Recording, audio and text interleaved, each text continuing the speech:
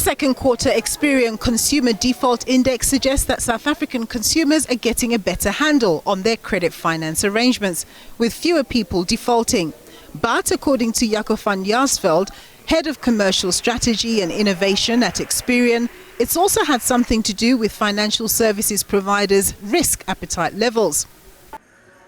Over the last 2 years, financial services providers, banks, retailers, lenders have stopped lending at the rate. So they've applied far more conservative lending practices, which is now resulting in improved performance because there's fewer people to default due to the fact that they lend less. Having endured a higher interest rate for longer environment, some consumers have battled to honour their debt agreements, while also trying to grapple with the higher cost of living. Van Jaarsveld says home loans, which account for about 1.2 trillion rand of the total 2.7 trillion rand debt market, have been the most difficult loans to service with the increase in interest rates. But with the interest rate cutting cycle seemingly having started, there's hope.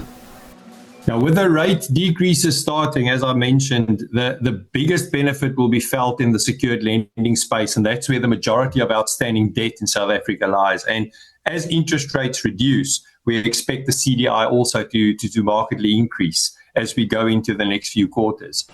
On a more positive note, the Consumer Default Index noted that women had made some strides in being able to get secured loans, like home loans and vehicle loans, where historically that had been less of the case. We've seen an improvement over the last 4 years where women get more access to secured lending and access to home loans in particular, but still far off being equal to access to home loans like men do. Whereas in the unsecured world, women have far more growth and equality in the unsecured lending world for personal loans, credit cards, retail loans.